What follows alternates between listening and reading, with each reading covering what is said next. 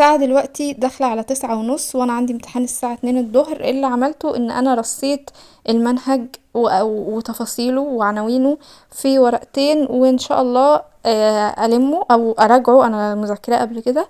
فانا قدامي دلوقتي تقريبا 2:30 علشان امشي، فانا لازم الم كل ده في 2:30. بس انا لسه قاريهم من شوية تاني، وانا لمهم اصلا اليومين اللي فاتوا. يلا نشوف هعمل ايه. جهزت الحاجات اللي هذاكر بيها، يلا بسم الله. واقولكوا على تركايه حلوه قوي قوي بعملها، بتخلي المعلومات تثبت في دماغي واسترجعها بشكل اسرع. اول حاجه طبعا لازم دعاء المذاكره ما ننساهوش. خلصت هنا وهنا وهنا وهنا وهنا وهنا، والساعه دلوقتي 10 إلا 3 دقايق. التركات اللي بعملها وبتفرق معايا عايزه اقولكوا عليها: القلم اللي بتذاكروا بيه خدوه معاكم الامتحان وحلوا بيه.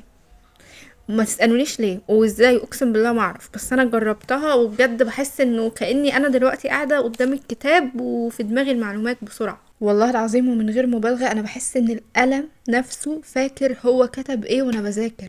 الحاجة التانية، خلينا نشرح لنفسنا بالعامية وبطريقة بسيطة جدا. ثواني. اكتب كأن انت بتشرح لنفسك بلسانك، بس انت لما تكتب المعلومات هتثبت في دماغك اكتر، لانه كل حاجة انت بتكتبها بتتحفر في عقلك غصب عنك.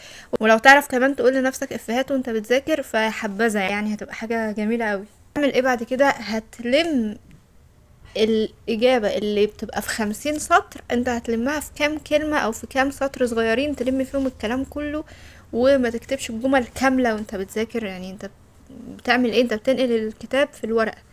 فايه بقى؟ اختصر الجملة او خد كلمة من كل جملة وحطهم في حتة واحدة، واعمل بيها جملة مفتاحية لإجابة السؤال ده. زي ان احنا ممكن ناخد كلمة واحدة من كل جملة في النقاط ونعمل منها جملة، فاحنا بكل كلمة في الجملة دي بنفرد جملة كاملة من الإجابة.